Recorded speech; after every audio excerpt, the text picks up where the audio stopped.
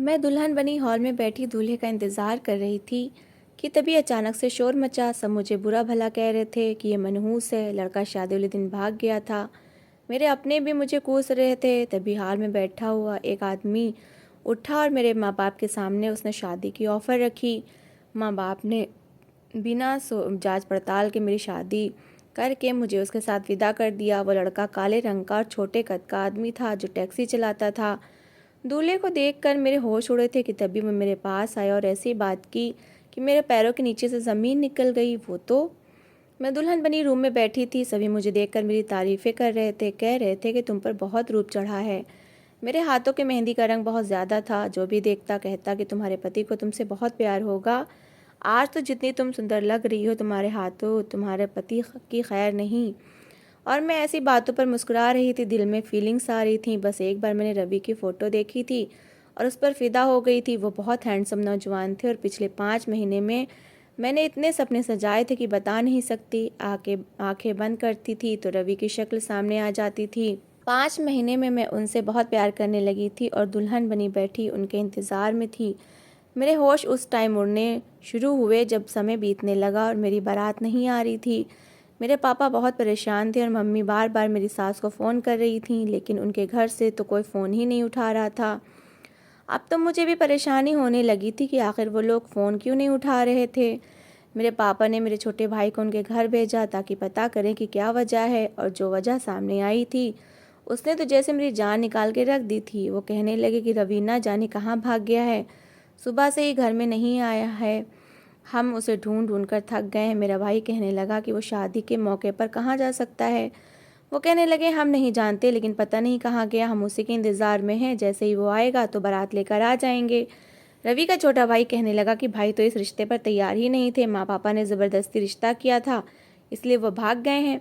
मुझे नहीं लगता कि वो वापस आएंगे। उसका ये कहना था कि उसकी माँ उसे घूरने लगी, लेकिन मेरा भाई समझ गया था कि अब मेरी बारात कभी नहीं आएगी। जब ये बात उसने हॉल में आकर मेरे मम्मी पापा को बताई तो वो लोग वहीं पर दिल पकड़कर बैठ गए। रोना धोना शुरू हो गया। सब लोगों में बातें होने लगी। कोई मुझे मनहूस कहने लगा और कोई लड़के वालों को बुरा भला कहने लगा। मेरे पापा के दिल में तेज़ दर्द उठने लगा। ये देखकर मैं रूम से बाहर आई, अपने पापा को संभालने लगी, रोने लगी। मेरी बड़ी 2 बहनें अपने पतियों के साथ आई थीं, लेकिन उनके पति मेरे पापा को संभालने के बजाय मुझे ही बुरा भला कहने लगे कि ऐसी लड़की की कोई इज्जत नहीं होती जिसकी बारात वापस चली जाए। उल्टा मेरी बहनों को ताने देने लगे जैसे कि सारा दोष मेरा हो। मैं सोच भी नहीं सकती थी कि ये सब मेरे अपने हैं जो मुझे बुरा भला कह रहे हैं। उसी समय एक नौजवान इन मेहमानों में से उठा था जो कहने लगा कि इस लड़की से मैं शादी कर लूँगा। ये सुनना था कि पूरे हॉल में सन्नाटा छा गया था। मेरे पापा उस नौजवान को देखने लगे। उसका रंग अच्छा खासा काला था, हाइट छोटी थी, शरीर भरा हुआ था, उसके चेहरे की बनावट तक भद्दी थी। देखने में ये नौजवान बिल्कुल भी सुंदर ना था, एक आम सा नौजवान था, लेकिन मेरे पापा के लिए किसी फरिश्ते से कम ना था। मेरे पापा ने ये तक नहीं पूछा कि वो कौन है, कहाँ से आया है और कितना कमा लेता है, क्या करता है। बस फ़ौरन ही कहने लगे कि मैं तुम्हारा ये उपकार कभी नहीं भूल सकता जो तुम हम पर कर रहे हो। मैं तो कुछ कह ही नहीं सकती थी। ये भी नहीं कह सकती थी कि मैंने रवि के सपने अपनी आंखों में सजाए थे, जो कि देखने में अच्छा खासा हैंडसम और स्मार्ट नौजवान था। मैं भला कैसे उस आदमी के साथ शादी कर सकती थी। मेरे पापा को बस मेरे मसले का एक ही हल नज़र आता था कि कोई भी आए और मुझसे शादी कर ले और मुझे अपने साथ विदा करके ले जाए ताकि उनकी इज्जत रह जाए। इसके बाद जो कुछ मेरे साथ होना हो जाए, किसी को कोई भी फ़र्क नहीं पड़ता था। रोते हुए मैंने उसके साथ फेरे लिए थे और जब उसके साथ विदा होकर बाहर आई तो सामने पीले रंग की टैक्सी खड़ी देखकर मेरा दिमाग चकरा कर रह गया था। उसने टैक्सी का फ्रंट डोर खोला और ख़ुद ड्राइविंग सीट पर बैठ गया। ये देखकर मेरा दिल था जैसे किसी ने मुट्ठी में लेकर मसल दिया हो। वो एक टैक्सी ड्राइवर था और यहाँ शादी पर अटेंड करने वाले मेहमानों को छोड़ने आया था, और इन मेहमानों ने उसे रोक रखा था कि वापस भी वो इसी टैक्सी पर जाएंगे। इसलिए उन्होंने इस टैक्सी ड्राइवर को हॉल के एक कोने वाली टेबल पर बिठा दिया था ताकि मेरी शादी का खाना वो खाकर जाए। पर मैं नहीं जानती थी कि मुझे इसी टैक्सी ड्राइवर के साथ विदा होकर उसके छोटे घर के अंदर जाना पड़ेगा। एक गरीब से इलाके के एक छोटे से घर के बाहर वो टैक्सी खड़ी हुई। वो फ्रंट सीट से उतरकर अपने घर का ताला खोलने लगा, फिर मेरी साइड का दरवाज़ा खोला। मैं किसी बेजान मूर्ति की तरह उसे देख रही थी और अपनी किस्मत पर आंसू भी नहीं बहा सकती थी। उसके घर के अंदर जाते हुए वो घर क्या था, बस सर छुपाने की जगह थी। सीमेंट का बना हुआ आंगन था जो कि बहुत छोटा था। इसके एक तरफ छोटा सा किचन बना हुआ था, सामने ही कमरा था। जब उसने मेरा हाथ पकड़ा तो मैं सोच भी नहीं सकती थी कोई ऐसा भी मेरी ज़िंदगी में आ सकता है, और वो भी ऐसा इंसान जिसे मैं देखना भी पसंद ना करूं। वो मेरी ज़िंदगी का मालिक बन जाएगा। उसके हाथ में मुझे अपना हाथ बिल्कुल बेमोल लग रहा था। मेरे आंसू टिप टिप बहने लगे क्योंकि मेरा धैर्य इससे ज़्यादा न था। मैं रोने लगी। वो मुझे अपने कमरे में ले गया जहाँ एक साफ़ सुथरी चादर एक पुराने से पलंग पर बिछी हुई थी। बेड थोड़ा छोटा था, दीवार से लगी अलमारी थी, एक छोटा सा ड्रेसिंग टेबल और दीवार पर एक छोटा सा शीशा लगा हुआ था। छोटे से कमरे में बस इतनी ही चीज़ें आ सकती थीं। मैंने एक नज़र इस कमरे पर डाली और मेरी आंखों में आंसू तेज़ी से बहने लगे। कितनी अभागी थी मैं, और कितना बुरा भाग लेकर पैदा हुई थी। अभी कुछ घंटे पहले मैं खुद को भाग्यशाली समझ रही थी। मेरी बहनें मुझ पर घमंड कर रही थीं कि इशिता का रिश्ता तो हम तीनों बहनों में सबसे अच्छे घर में हो रहा है, और इसका पति भी हम दोनों के पतियों से ज़्यादा अच्छा है। लेकिन मुझे क्या पता था कि कुछ देर पहले मैं खुद पर घमंड कर रही थी, इतरा रही थी। उसका पति एक ऐसा आदमी होगा। उसने मुझे बेड पर बिठा दिया, कहने लगा आपके लिए पानी लेकर आऊं। मैंने हाँ में सिर हिला दिया। वो फौरन कमरे से बाहर चला गया। कुछ देर बाद अंदर आया तो एक गिलास पानी मुझे पकड़ा दिया। स्टील का गिलास देखकर मुझे याद आने लगा कि आज तक मैंने कभी स्टील के गिलास में पानी नहीं पिया था। मैं अपनी तीनों बहनों में सबसे सुंदर थी और नखरा भी मुझ में बहुत ज़्यादा था। आज तक मैंने बर्तन नहीं धोए थे क्योंकि मैं कहती थी कि बर्तन धोने से मेरे हाथ ख़राब हो जाएंगे। कभी रोटी नहीं बनाई थी, कितनी गर्मी मेरा रंग काला हो जाएगा, मेरे सुंदर से चेहरे पर दाने आ जाएंगे। अगर मेरा कोई बहन भाई मुझे स्टील के गिलास में पानी दे देता तो मैं गिलास पकड़कर ज़मीन पर पटक देती कि मेरे लिए हमेशा शीशे के गिलास लाया करो। मैंने उसके हाथ से स्टील का गिलास पकड़ा, बस 2 घूंट पानी पिए थे और वापस उसे पकड़ा दिया। उसने पानी का गिलास एक तरफ रखा और मेरे सामने बैठ गया। कहने लगा आपके साथ जो कुछ भी हुआ बहुत बुरा हुआ है। मैंने दिल में सोचा ठीक ही तो कह रहा है, मेरे साथ तो सच में बुरा ही हुआ है। शादी होकर तो और भी बुरा हुआ। मेरा बाप शादी करने से पहले देख तो लेता कि वो अपनी हसीन सुंदर बेटी दे किसको रहा है। अगर रवि भाग गया था तो ज़रूरी तो नहीं कि मैं कुंवारी ही बैठी रह जाती। मेरे लिए कोई और भी तो अच्छा रिश्ता आ सकता था। लेकिन पकड़ के मुझे एक टैक्सी ड्राइवर के साथ ब्याह दिया। मेरे आंसू तो इस तरह बह रहे थे कि जैसे रुकेंगे ही नहीं। वो कहने लगा बस भी कर दीजिए, आपको रोता देखकर मुझे दुख हो रहा है। मैंने सोचा हाँ तुम्हें तो दुख होगा, तुम्हारी आज की रात तो बर्बाद हो जाएगी। तुम तो चाहोगे कि मैं जल्द से जल्द अपना रोना बंद कर दूं ताकि तुम मेरे साथ अपनी रात को हसीन बना सको। लेकिन मेरा ऐसा कोई इरादा नहीं था। मैं चाहती थी कि कुछ समय इसके साथ ऐसे ही गुजारूं और फिर इससे डाइवोर्स लेकर वापस अपने मायके चली जाऊं। मैं इस आदमी के साथ ज़िंदगी नहीं बिता सकती थी। इस आदमी का नाम अंकेश था। शादी के समय तो मुझे नहीं पता चला क्योंकि मैं गायब दिमागी से बैठी हुई थी। बस उस समय पापा को अपनी इज्जत का भरम रखना था और मैं उन्हें बलि का बकरा बनने के लिए मिल गई थी। इसलिए मुझे नहीं पता था कि इसका नाम क्या था। उसने 500-500 के नोट मेरे हाथ पर रखे। कहने लगा ये आपके मुंह दिखाइए। शायद टोटल 2000 थे। फिर मुझे याद आने लगा कि रवि की माँ कह कर गई थी कि मेरा बेटा मुंह दिखाई में डायमंड सेट देगा।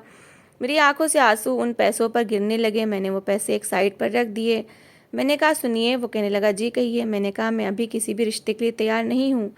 वो कहने लगा मैं जानता हूँ कि आप दिमागी तौर पर अभी किसी भी रिश्ते के लिए तैयार नहीं हैं। मैं आपको परेशान नहीं करूँगा, लेकिन जो आपका अधिकार है वो तो मुझे देना ही है। ये कहकर उसने अपना तकिया और रज़ाई उठे और कमरे से बाहर चला गया। जनवरी का महीना था इसलिए ठंडक थी। मैं बेड पर लेट गई, लेकिन इस शादी के जोड़े में सोना मेरे लिए आसान काम नहीं था। मैं अपने गहने रोते हुए उतारे। फिर अलमारी खोल कर देखा तो वहाँ पर सिर्फ मर्दाना कपड़े थे। लेकिन फ़िलहाल मेरी मजबूरी थी। मैंने उस आदमी का एक सूट निकाला और वो पहन लिया और बेड पर लेटकर सो गई। सुबह आरती की आवाज़ सुनाई दी, लेकिन मैं नींद में थी। शायद मंदिर आसपास ही था। फिर ऐसा लगा जैसे कोई कमरे में आया हो। मैंने अपनी आंखें मुश्किल से खोलकर देखा तो वह आदमी कमरे में मौजूद वॉशरूम में नहा रहा था। इसके बाद एक नज़र मुझे देखकर फिर कमरे से बाहर चला गया। वो शायद सुबह की आरती के लिए मंदिर जाता था। अब तो मैं जाग चुकी थी, इसलिए सोचा कि पूजा कर लेनी चाहिए। उठकर नहाया, फिर इधर उधर देखा तो एक छोटी सी मूर्ति अलमारी पर रखी हुई थी। अगरबत्ती जल रही थी। शायद ये वही आदमी जला कर गया था। मैं वहाँ पर पूजा करने लगी, लेकिन जैसे ही प्रार्थना के लिए हाथ उठाए तो सिसकियों से रोने लगी कि आखिर मैंने ऐसा कौन सा पाप कर दिया था जो मेरी शादी इस आदमी से हो गई, जो मुझे एक आँख नहीं भाता। इस आदमी में कोई भी तो खूबी नहीं थी, और मैंने तो हमेशा हैंडसम नौजवान के सपने अपनी आंखों में सजाए थे जो कि बुरी तरह से चकनाचूर हो चुके थे। और उसकी किरचियाँ मुझे अपनी आंखों में चुभती हुई महसूस हो रही थीं। सुबह जब वो टैक्सी चलाने के लिए बाहर निकलने लगा तो मुझसे कहने लगा कि मैंने फ्रिज में खाने पीने का सारा सामान रख दिया है, आपको जो भी बनाना हो आप बना सकती हैं। मैं चुप होकर बैठ गई थी, उसका छोटा सा घर देखने लगी। मेरे माँ बाप ने तो मुझे पलटकर पूछा तक नहीं था कि मैं ज़िंदा हूँ या मर गई। मैं जब भी अपनी बीती हुई ज़िंदगी को याद करती मुझे रोना आने लगता था। बार बार मैं अपने भगवान से एक ही सवाल करती थी कि मेरा क्या दोष था जो मेरी शादी ऐसे आदमी के साथ हो गई। शाम को जब वो वापस आए तो मैंने बस दाल ही बनाई थी। उसने चुपचाप वो दाल खा ली और कुछ पैकेट मेरी तरफ बढ़ा दिए। कहने लगा, इसमें कुछ औरतों के कपड़े पहनने के लिए, मुझे ज़्यादा पता तो था नहीं, इसलिए जो समझ में आया मैंने ले लिया। कल रात से आपने मेरा सूट पहना हुआ है और इस हुलिये में मैं आपको बाहर नहीं ले जा सकता। फिर कहने लगा, इसमें एक शॉपर में कुछ कपड़े पहन लीजिएगा और हाँ, बाहर जाते समय घूंघट ज़रूर कर लीजिएगा। मैंने कहा, मुझे आदत नहीं है। कहने लगा, डालोगी तो हो जाएगी। मैंने कहा, मुझे ऐसी ना तो कोई आदत है और ना ही मैं डालना चाहती हूँ। मैंने बड़ी बेरुखी से जवाब दिया था। फिर मैं किचन में आ गई, बर्तन धोए और वैसे ही कमरे में आकर बैठ गई। उसने वही पैकेट जो बाहर रखे थे अंदर लाकर रख दिए। कहने लगा कि इन कपड़ों में से एक लाल कलर का सूट भी है, वो पहन लीजिएगा। ये सुनकर मेरा दिल हलक में आया था। मैंने जैसे ही वो पैकेट खोलकर देखा तो एक हल्का फुल्का फैंसी सा सूट था जिसका कलर लाल था। इसके साथ लाल चूड़ियाँ भी थीं, लाल कलर की लिपस्टिक भी थी और कुछ मेकअप भी था। फिर मैंने उसकी तरफ देखा तो वो मुस्कुरा रहा था। मुझे झुरझुरी सी आने लगी थी। मैंने कहा, मैं आपके साथ ऐसा कोई भी संबंध नहीं बना सकती। वो कहने लगा, अब तो काफ़ी समय बीत चुका है। मैंने कहा, देखिए मेरी बात सुनिए, मुझे आप पसंद नहीं है, मैं आपसे प्यार नहीं करती। जो कुछ हुआ वो एक हादसे के तौर पर हुआ था। वो कहने लगा, मैं जानता हूँ सब कुछ वैसा नहीं हुआ जैसा कि होना चाहिए था, लेकिन हो तो चुका है। आपको मेरे भी जज्बात का ख्याल रखना चाहिए। और रही बात प्यार की, तो असली प्यार हमेशा शादी के बाद ही होता है। आप इसे पहनिए, मैं बाहर आपका इंतज़ार कर रहा हूँ। मैं उसके साथ ऐसा कोई भी संबंध नहीं बनाना चाहती थी। 1 घंटे बाद वो कमरे में आए तो मुझे उसी पुरानी होली में देखकर कहने लगे, आपने कपड़े क्यों नहीं बदले? मैंने कहा कि मैं आपसे प्यार नहीं करती, आप चाहें तो मुझे छोड़ सकते हैं। मेरा यह कहना था कि उसके माथे पर बल पड़े थे। बड़े गुस्से से मुझे देखने लगा। कहने लगा, मैंने आपको अपनी पत्नी इसलिए नहीं बनाया था कि आपको छोड़ दूं। सबके सामने इंसान छोड़ने के लिए नहीं अपनाता। मैंने कहा, मैं आपसे पहले भी कह चुकी हूँ कि वो एक मजबूरी थी। प्लीज़ इस रिश्ते को अपने सर पर सवार मत करिए। मेरा और आपका कोई भी जोड़ नहीं है। मैं अच्छी खासी एजुकेटेड हूँ, नौकरी करके अपना गुजारा कर सकती हूँ। वो कहने लगा कि ठीक है, मैं आपको समय दे देता हूँ। कितना समय चाहिए आपको? मैंने कहा, मुझे डाइवोर्स चाहिए। दे सकते हैं तो बड़ा एहसान होगा आपका। मेरी ये बात सुनकर वो वापस बाहर चला गया। अगले दिन मैं आंगन में बैठी चाय पी रही थी जब सामने से किसी की आवाज़ मुझे सुनाई दी। मैंने देखा तो एक हैंडसम लड़का सामने छत पर खड़ा मुझे इशारे कर रहा था। अपनी उंगलियों के इशारे से ये बताने की कोशिश कर रहा था कि मैं बहुत सुंदर हूँ। हालांकि ये हरकत बहुत बुरी थी, लेकिन वो लड़का काफ़ी हैंडसम था। फिर इशारे इशारे से उसने मुझसे फ़ोन नंबर मांगा। मैंने उंगलियों के इशारे से उसे फ़ोन नंबर बता दिया। एन उसी समय घर का दरवाज़ा खुला था। अंकेश अंदर आया। वो लड़का भी अपनी छत से नीचे उतर गया। दूसरी नज़र अंकेश ने उस छत पर डाली थी। मुझसे कहने लगा, यहाँ मत बैठा करो, सामने बहुत ही छिचोरे किस्म के लड़के रहते हैं, काम धंधा कोई है नहीं, मोहल्ले की लड़कियों को परेशान करते हैं। मैंने दिल में सोचा कि जो भी करते हैं मेरा तो टाइम गुजर ही जाएगा, कम से कम शक्ल सूरत में अंकेश से तो कई गुना अच्छा है। मैंने अब रोज़ का रूटीन बना लिया था। जैसे अंकेश बाहर जाता मैं उस लड़के से इशारे में बातचीत करने लगती। एक बार तो रात के समय उसका फ़ोन आ गया। कहने लगा, जब से तुम्हें देखा है मैं तो तुम्हारे हुस्न का दीवाना हो गया हूँ। मैंने कहा, ये अच्छा, तुम जानते हो कि मैं कौन हूँ? वो कहने लगा, हाँ मुझे पता है, तुम इस काले से बदसूरत से ड्राइवर की पत्नी हो। पता नहीं इतनी सुंदर पत्नी इसे कैसे मिल गई, लेकिन तुम्हारे साथ तो बहुत बड़ी ज्यादती हो गई। मैंने कहा, ये बात तो है, ज्यादती तो मेरे साथ हुई है, लेकिन अब क्या कर सकते हैं। वो कहने लगा, तुम्हारे साथ बहुत बुरा हुआ है, लेकिन कोई बात नहीं, मैं हूँ ना, तुम्हारी हर इच्छा मैं पूरी कर सकता हूँ। मैंने कहा, देखो मैं तुमसे सिर्फ फ़ोन की हद तक रिश्ता रखना चाहती हूँ, इससे ज़्यादा और कुछ नहीं, क्योंकि मैं एक शरीफ लड़की हूँ। मेरी बात सुनकर वो हंसने लगा। कहने लगा, ठीक है, हम सिर्फ बातचीत तक ही अपना संबंध रखेंगे। मैंने भी उसकी बात मान ली, क्योंकि अब मुझे अपना दिल तो लगाना था और इस ड्राइवर से मैं अपना दिल नहीं लगा सकती थी। मैंने उस लड़के से फ़ोन पर बातचीत करनी शुरू कर दी। वो मेरी बहुत तारीफ़ें करता था, कहता था कि मैंने आज तक तुम जैसी सुंदर लड़की नहीं देखी, और मैं उसकी तारीफ़ें सुनकर बहुत खुश होती थी। मेरा पति वैसे भी मेरे कमरे में नहीं सोता था, बाहर पलंग पर जाकर लेट जाता था। मुझे बस ये करना होता था कि उसके कपड़े प्रेस करने होते थे, उसे खाना बनाकर दे देती थी। न मैं उससे ज़्यादा बातचीत करती थी और न ही उसके पास जाती थी। ज़्यादातर वो लड़का मुझसे रात को बात करता था। उसका नाम राज था, नाम भी अच्छा था। एक बार कहने लगा मैं तुम्हें देखना चाहता हूँ। मैंने कहा रोज़ तो देखते हो। वो कहने लगा वैसे नहीं, पास से। ऐसा करते हैं किसी होटल या रेस्टोरेंट पर मिलते हैं। मैंने कहा ना बाबा, मुझे डर लगता है। वो कहने लगा जब प्यार किया तो डरना क्या। मैंने कहा मैं तुमसे प्यार नहीं करती, बस बातें करती हूँ। वो कहने लगा वो भी करने लगोगी। कहने लगा और वैसे भी मुझ में क्या कमी है, अच्छा खासा तो हूँ। मैंने कहा हाँ, अच्छे खासे हो, हैंडसम हो, लेकिन कमाते तो कुछ नहीं हो। मेरी ये बात सुनकर वो हंसने लगा। कहने लगा क्या फ़र्क पड़ता है, तुम्हें तो फिर सिर्फ स्मार्टनेस से मतलब होना चाहिए और वो मेरे पास है। मैंने कहा खाली पेट इश्क अच्छा नहीं लगता। हाँ, अगर तुम कुछ करने लग जाओ तो मैं तुम्हारे बारे में सोच सकती हूँ। वो कहने लगा एक ड्राइवर की पत्नी होकर तुम्हारे इतने नखरे हैं। मैंने कहा कि आज तक मैंने उसे अपने करीब नहीं आने दिया। मेरी ये बात सुनकर वो कहने लगा मैं कैसे विश्वास कर लूँ। मैंने कहा मैं तुमसे कह तो रही हूँ। फिर कहने लगा सबूत दो इस बात का। मैंने कहा मैं इसका सबूत तुम्हें कैसे दे सकती हूँ। फिर हंसने लगा। कहने लगा वो भी तुमसे एक दिन में ले ही लूँगा। मैंने कहा देखो, मैं तुमसे पहले भी कह चुकी हूँ कि मेरे साथ हाथ में रहकर बात किया करो। वो कहने लगा कि मोहब्बत में सब कुछ जायज़ होता है, लेकिन मेरा वादा है कि कटी पतंग की तरह तुम खुद मेरे पास आओगी। मैंने कहा सोच है ये तुम्हारी। वो कहने लगा देख लेना, मर्द की बातों में बड़ी कशिश होती है। औरत किसी मोमबत्ती की तरह पिघलने लगती है, फिर नहीं देखती कि पाप क्या है और पुण्य क्या है। मैंने कहा लेकिन मैं ऐसी बिल्कुल नहीं हूँ। मेरी बात सुनकर वो हंसने लगा। कहने लगा अगर ऐसी ना होती तो अपने पति को कभी मना ना करती, उसे स्वीकार कर लेती, अपनी किस्मत का समझकर उसे अपना लेती, या समझ लेती कि भगवान ने तुम्हारे लिए उसे ही बनाया था। लेकिन तुमने ऐसा नहीं किया। कब तक तुम खुद को इन इच्छाओं से दूर रख सकती हो। मैं तुम्हारे अंदर ऐसी आग लगा दूंगा कि तुम किसी पके हुए फल की तरह मेरे आगे आ गिरोगी और ख़ुद मुझसे कहोगी कि राज मुझे अपना बना लो। लेकिन मुझे उसकी बातें बड़ी बुरी लग रही थी। मैंने फ़ोन बंद कर दिया। अगले दिन अंकेश मुझसे कहने लगा कि तैयार रहना, हम खाना खाने के लिए एक रेस्टोरेंट में जाएंगे। मैं तैयार हो गई।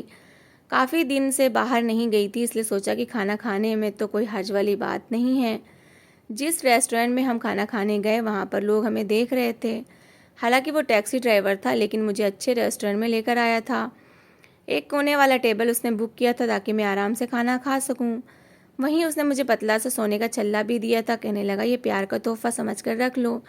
बेशक ये ज़्यादा कीमती नहीं था, लेकिन मैंने उसका दिल रखने के लिए पहन लिया। अंकेश कहने लगा बहुत अच्छी लग रही हो। मैंने कहा थैंक्स। खाने का मेन्यू कार्ड उसने मेरी तरफ बढ़ा दिया था। मैंने कहा कि तुम अपनी हैसियत के मुताबिक जो चाहो मंगवा लो।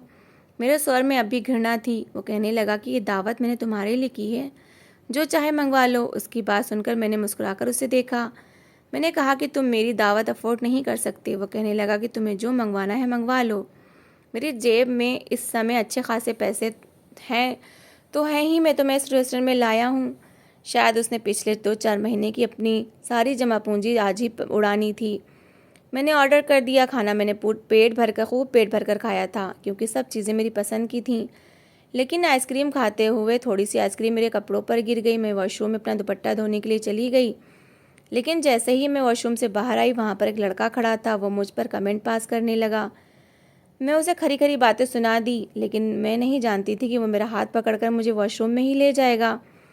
मैंने चिल्लाना शुरू किया तो उसने मेरे मुंह पर हाथ रख दिया और वॉशरूम में ही मेरे साथ गलत हरकतें करने लगा कि अचानक से वॉशरूम का दरवाज़ा खुला था। सामने अंकेश खड़ा था। ये सब देखकर उसकी आंखों में तो जैसे खून सा उतरा था। वो फ़ौरन मेरे पास आया और उस लड़के को उसने इतना मारा कि मार मार के लहूलुहान कर दिया। बहुत से लोग वहाँ जमा हो गए थे। रेस्टोरेंट का मैनेजर तक आ गया था। फिर उसने उस लड़के को पुलिस के हवाले कर दिया। पहली बार मैंने अंकेश को इतने गुस्से में देखा था। घर आते ही मैंने देखा कि उसका हाथ काफ़ी ज़ख्मी हो चुका था। उस लड़के ने भी अंकेश को मारा था। उसके ओठ के पास चोट भी लगी थी। पहली बार मुझे उसका एहसास हुआ था। मैंने कहा तुम्हें क्या ज़रूरत थी लड़ने की। वो कहने लगा कि शुक्र करो मैंने उसे जान से नहीं मार दिया। अगर वहाँ का स्टाफ और वो मैनेजर ना पहुँचता तो वो लड़का मेरे हाथों से मर जाता। मैंने कहा इतनी मोहब्बत करते हो मुझसे। पता नहीं मैं उससे क्या सुनना चाहती थी और क्यों सुनना चाहती थी। वो कहने लगा तुम मेरी इज्जत हो और धिक्कार है ऐसे मर्द पर जो अपनी इज्जत की रक्षा ना कर सके, और धिक्कार है ऐसी औरत पर जो अपने पति के होते हुए गैर मर्द के सामने अपने आप को पेश करे। जो हुस्न उसके पति के अलावा गैर मर्दों के लिए हो वो इस गंध की तरह होता है जिस पर हर मक्खी आकर मुंह मारती है। और तुम देख सकती हो कि हमेशा गले सड़े फलों पर ही मक्खियों का झुंड होता है। औरत की सुंदरता की मिसाल भी ऐसी है। अगर उसके पति के लिए सुरक्षित रहे तो किसी कीमती हीरे की तरह है, वरना गले सड़े हुए फल की तरह है। फिर कहने लगा कि तुम मेरे लिए बहुत कीमती हो, इसलिए मैं बर्दाश्त नहीं कर सकता कि कोई तुम पर बुरी नज़र भी डाले, इसलिए तुमसे कहा था कि घूंघट लिया करो। तुम घूंघट करोगी तो मुझे अच्छा लगेगा, तुम खुद को भी सुरक्षित महसूस करोगी। ये कहकर वो कमरे से बाहर चला गया। आज फिर से राज की कॉल आई थी, लेकिन मुझसे बात ही नहीं हो पाई थी क्योंकि अंकेश की बात मेरे कानों में गूंजने लगी। मुझे अपना आप बहुत छोटा सा महसूस करने लगी। मैंने राज से लड़ाई कर ली, उसे अच्छी खासी सुनाई और फ़ोन बंद कर दिया। मैंने कहा कि अगर दोबारा तुमने कॉल की तो मैं अपने पति को बता दूंगी, वह तुम्हारी टांगें तोड़कर रख देगा। इसके बाद मुझे राज की कोई कॉल नहीं आई। आज मैं खूब तैयार हुई थी। अंकेश की पसंद का खाना भी बनाया था क्योंकि मैं इतनी भी बुरी नहीं थी कि खुद को 2 टके का कर लेती, इसलिए सोचा कि अब मैं इसकी हो जाऊं, जिसने मुझे इज्जत दी, भरी बिरादरी में मेरा मान रखा। अंकेश मेरे लिए उस समय हर हैंडसम मर्द से ज़्यादा हैंडसम हो गया था। शायद इंसान की नज़र सामने वाले को खूबसूरत और बदसूरत बनाती है, वरना भगवान का बनाया हर इंसान सुंदर ही होता। आज जिस नज़रों से मैं उसे देख रही थी, मुझे अंकेश में कोई भी बुराई नज़र नहीं आई थी। उसका काला रंग भी मुझे उसके चेहरे पर जचता हुआ महसूस हो रहा था। मेरे दिल में अंकेश के लिए प्यार आने लगा था। वो मेरे लिए फूलों के गजरे लाया था जो मैंने मुस्कुराकर अपनी कलाइयों में पहने थे। वो मुझे हैरत से देखने लगा। मैंने कहा, मैं बहुत कीमती हूँ ना, मैं चाहती हूँ कि आप मुझे अनमोल कर दीजिए। मेरे सवाल पर उसने मेरा हाथ थाम लिया। अंकेश की मोहब्बत ने मुझे एकदम बदल कर रख दिया था। अब मेरी सोच बिल्कुल ही बदल गई थी कि जिस खूबसूरती के पीछे मैं भागती थी वो तो सिर्फ दिल को थोड़ी देर लुभा सकती है, मगर जो इंसान दिल का खूबसूरत हो तो सारी ज़िंदगी साथ निभाता है और प्यार और आदर भी बहुत करता है। मैं बहुत खुश रहने लगी थी। मैं अब खुद को भाग्यशाली समझती हूँ कि मुझे अंकेश जैसा पति मिला। मैंने अपने पापा को भी माफ़ कर दिया था क्योंकि उन्हीं के फैसले की वजह से आज मुझे अंकेश जैसा प्यार करने वाला पति मिला है। मेरे मायके वाले भी मुझसे मिलने आते रहते हैं और मैं भी जाती रहती हूँ। मेरी ज़िंदगी खूबसूरत डगर पर चलने लगी है जहाँ अंकेश हमेशा मेरे साथ है। तो दोस्तों, इस कहानी को लेकर आपकी क्या राय है, कमेंट बॉक्स में ज़रूर बताएं। और अगर कहानी अच्छी लगी हो तो प्लीज़ इसे लाइक करें। अगर आपने अभी तक हमारे चैनल को सब्सक्राइब नहीं किया तो ज़रूर कर लीजिए। तो मिलते हैं ऐसी ही एक मोटिवेशनल कहानी के साथ। Thanks for watching.